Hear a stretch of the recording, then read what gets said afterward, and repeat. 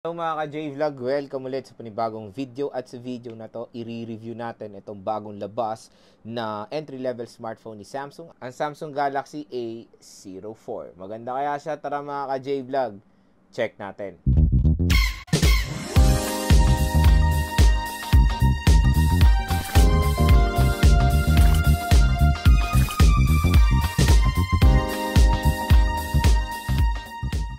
So si Samsung Galaxy A04 ay kakalabas lang dito sa Philippines ngayong November 2022 at meron siyang tatlong variants dito sa Philippines. Yung unang variant niya ay meron official price sa 6,790 pesos or almost 6,800 pesos na meron 3GB RAM and 32GB internal storage. Tapos yung pangalawang variant niya ay meron presyo na 7,490 pesos or almost 7,500 pesos na merong 4GB RAM and 64GB internal storage. Tapos yung pinakamahal variant niya ay merong official price na 8,990 pesos or almost 9,000 pesos na merong 4GB RAM and 128GB ang internal storage.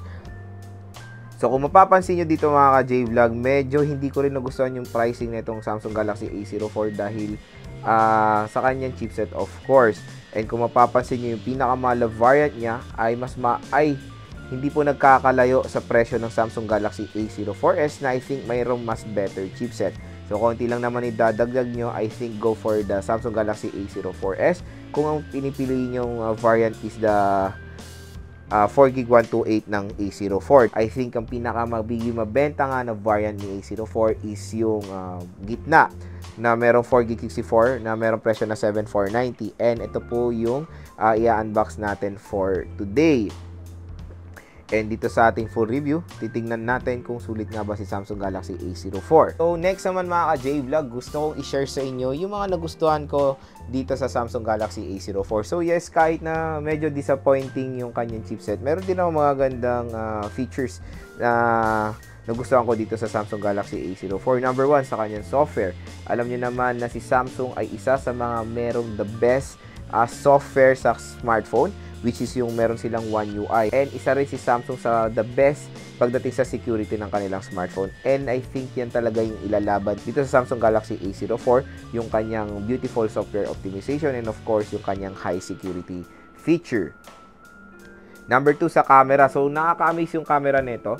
Hindi ko akalain na ganun kaganda yung camera performance niya. Yes, mataas yung main megapixel niya which is 50 megapixel.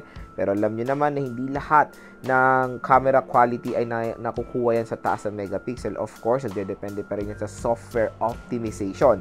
And napatunayan naman yan sa atin ni Samsung dahil maganda po yung napoprovide niya sa ating photo quality. Salamat yan sa kanyang 50 megapixel main camera. So, kumbaga, to be honest, hindi ko in-expect na maganda yung camera quality na itong smartphone na to. So, binigyan niya rin ng justice, kumbaga, yung camera, same dun sa A04s. Number 3, sa battery. So, okay na okay rin yung battery capacity niya. I think yan na rin talaga yung pinaka-minimum when it comes to entry-level smartphone. Yung merong 5,000 mAh. So, syempre, specs-wise, malaki po yung battery capacity na yan. Kaya napakatagal pong gamitin ito si Samsung Galaxy A04. And ang maganda rin dito, support niya ang adaptive fast charging ni Samsung. So, kumbaga, mas mabilis niyo pong full charge itong si Samsung Galaxy A04. So, yun lang naman mga ka-J-Vlog, yung mga nagustuhan ko dito sa Samsung Galaxy A04. Sana po nakatulong po sa inyo to kung nagde-decide kayong bumili nitong smartphone na to. So, si Samsung Galaxy A04 ay merong dual rear camera. Yung main camera niya is merong 50 megapixels, f1.8 aperture. At yung pangalawang camera niya is 2 megapixel depth sensor na merong f2.4 aperture. Meron siyang LED flash at capable siya ng Full HD 1080p video recording. Pagdating naman sa front camera, meron tayong 5 megapixels f2.2 aperture.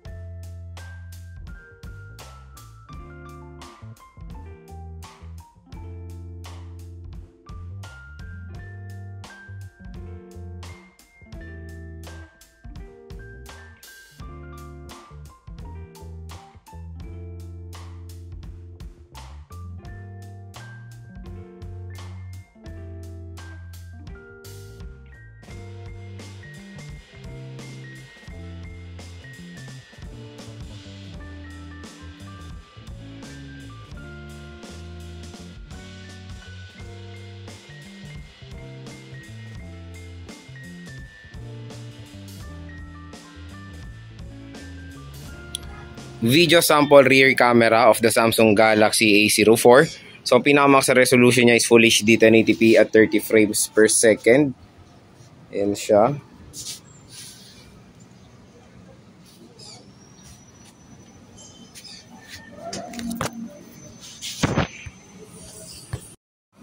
So, video sample front-facing camera of the Samsung Galaxy A04. So, ang pinakamax resolution niya is Full HD 1080p at 30 frames per second. So, ang weird kasi dito sa camera or sa camera app, ang ang laggy niya kumbaga. Ayan o. So, ewan ko sa actual video kung ganito siya bagal. Yung movement ayan o. Parang may delay. Pero let's hope iba yung kakalabasan ng video. Sa screen naman, si Samsung Galaxy A04 ay merong 6.5 inches TLS LCD display na merong resolution na HD Plus 720 by 1600 pixels na merong 270 pixels per inch. And of course, naka-notch display siya. Sa OS naman, out of the box, naka Android 12 siya with One UI Core version 4.1. Sa chipset, meron tayong MediaTek Helio P35. Meron tayong octa-core CPU na merong clock speed na up to 2.3 GHz. And sa GPU, meron tayong PowerVR GE8320. Pagdating naman sa RAM, dalawang kanyang variant which is 3GB RAM and 4GB RAM. Pagdating sa internal storage, tatlo po ang variant niya. Meron tayong 32GB, 64GB, and 128GB. And good news, expandable pa po ang kanyang storage via micro SD card. Support niya ang 5GHz na Wi-Fi. Isa ang kanyang biometric which is face unlock. At pagdating naman sa battery, meron tayong 5,000 mAh non-removable battery. So next on mga ka-J-Vlog, pag-usapan natin yung gaming performance. Ito si Samsung Galaxy A04. So yun nga, nag-game test ko na tong smartphone na to, and to be honest, super na-disappoint ako sa gaming performance na tong smartphone na to. So asahan nyo na yan dahil super outdated na po ang nilagay nilang chipset dito, the MediaTek Helio P35. Kaya expect nyo na hindi po ganun kagandang performance ito. Syempre, yung chipset na yan ay paluma ng paluma every year. At alam nyo naman, every year paganda po ng pagandang graphics ng mga games. So, mas nagre-require yan ng mga mas powerful chipset, kumbaga. So, napangiiwanan na si MediaTek Helio P35 when it comes sa mga ganyang performance. Real talk lang to mga ka-J-Vlog. MediaTek Helio P35 is not a good chipset when it comes to gaming. Kaya, expect nyo dito kaya yon, asahan nyo na si Samsung Galaxy A04 ay hindi po magandang gamitin for gaming. Sa ML pa lang, medyo frame drop na rin siya, even sa LoL Wild Rift and COD. Paano pa kaya yung mas heavy na games, diba? Like Genshin Impact, NBA 2K20. Pero surprisingly, sa Asphalt 9, which is default settings tayo, na-handle naman kahit papano ng Samsung Galaxy A04. So yon, kung gagamitin nyo itong pang game, I think yung magiging okay lang na lalaroin nyo dito is yung mga casual games, tulad na lang ng mga Candy Crush, Fruit Ninja, mga ganyan, Angry Birds. Pero in terms sa MLCOD LOL, makakalaro kayo pero manage your expectation, of course. So next naman mga ka-J-Vlog, explore natin yung design and build quality ni Samsung Galaxy A04. So wala naman siyang ganun kabago when it comes sa design dahil very identical siya sa A04s and sa A04e. Glossy finish, parang glossy finish, frame and back, tapos may ganyang mga line pattern sa loob pero smooth naman yung texture niya. Dual camera tayo dito with a flash, so para siyang muka, di ba? And ayun, glossy siya pati frame. Samsung logo, and medyo thick itong smartphone na to, hindi siya slim design. Tapos sa right side, nandito ang ating power button and yung volume rocker. Sa taas naman ng smartphone is a microphone. Sa left side is a SIM card slot. Sa baba naman is a 3.5mm headphone jack, microphone, USB Type-C port, and yung speaker grills. Tapos, sa bibili nito, sad to say po, dahil wala po siyang included na screen protector out of the box. Kaya yun, lagyan nyo po agad si Samsung Galaxy A04 para maproteksyonan po siya agad sa mga micro scratches. Okay, pag inopen natin to, makikita nyo na meron pong notch display si Samsung Galaxy A04 and yung screen size niya ay okay naman for me. Medyo nakapalanla ako pagdating sa chin niya. Dito lang naman. Pero sa bezel, I think okay naman. Manipis. Sa chin lang makapal. So next naman, explore natin yung camera app ni Samsung Galaxy A04. So nandito tayo ngayon sa photo mode, and parang ano lang to, setting ng shutter lang yan. Pero yan, meron tayong settings, flash, timer, aspect ratio, and filters. Sa settings naman, dito pwede tayong i-on natin yung scan QR code. So, napaka-importante ng QR code sa atin, of course, today. And dito rin natin ma-activate yung kanyang watermark, yung merong phone model sa baba ng ating mga photos. And meron tayong auto HDR mode. Available din dito ang zoom. So, meron siyang 2x zoom na hanggang 10x digital zoom po tayo sa Samsung Galaxy A04. Okay. Portrait. So, sa portrait, ayan, dito natin magagamit yung isang lente niya, which is yung depth sensor. So, ito po yung nagbibigay ng background blur sa ating mga photos. Ayan siya. Pinakamax sa level is level 7. Sa video naman, ang pinakamax sa resolution na ma-offer niya is Full HD 1080p at 30 frames per second. Sa more, meron tayong mga iba dito. Meron tayong Deco Peak, Pro Mode, Panorama, Food Mode, and Hyperlapse. Sa front camera naman, ayan, nakita nyo, may animation pa nung nag-turn tayo ng front cam. Hello! So, meron tayong digital ultra-wide camera dyan. O, diba? Digital lang yan or sa software lang yan. Wala siyang mismong lente. Pero okay, diba? Very interesting na napapa-ultra-wide nila, kumbaga. Or nawa-wide nila kahit walang ultra-wide camera lens. Very good feature. Icons, same. Sa rear, meron tayong settings, flash, timer, aspect ratio, and filters. Available din ang HDR mode sa front camera. Portrait, of course, is available sa front camera. Ayan, yung background blur. O, diba? Okay na okay siya. Pwede natin i-wide din yan. No, sorry, napindot. And, of course, dito yung beautification niya sa taas. Ayan. Ayan, meron tayong beautification. Ayan, smoothness, level, something. Ayan. Dito natin yan ma-adjust. Dating naman sa video, ang pinaka-max na resolution na ma-offer niya sa video sa front camera is Full HD 1080p rin at 30 frames per second.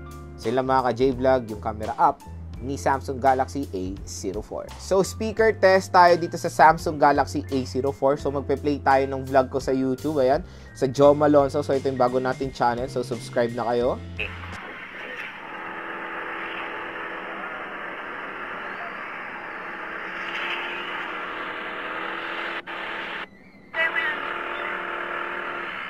Doon ka, wag kang bababa. Ikot ka doon. Paikot.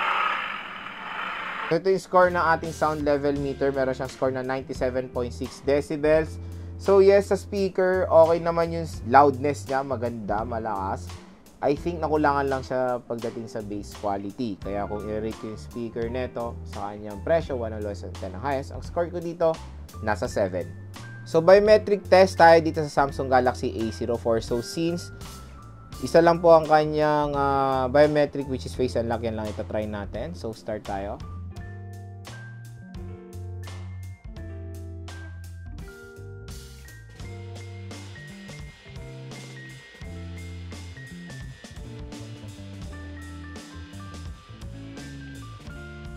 So, pagdating sa face unlock naman, fast and accurate siya. So, boot up test tayo dito sa Samsung Galaxy A04. So, tignan natin kung lasay siya mag-open. So, start tayo in 3, 2, 1.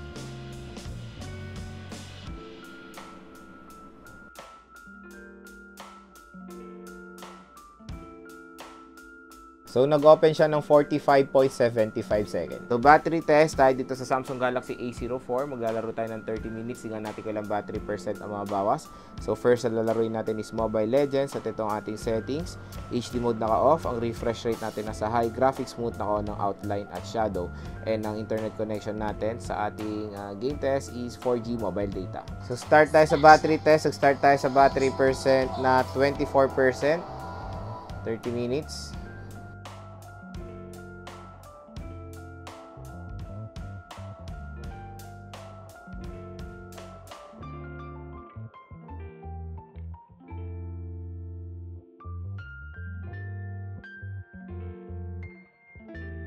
So yung mga ka-J-Vlog, 30 minutes na. Tingnan natin ilang battery percent na lang natira.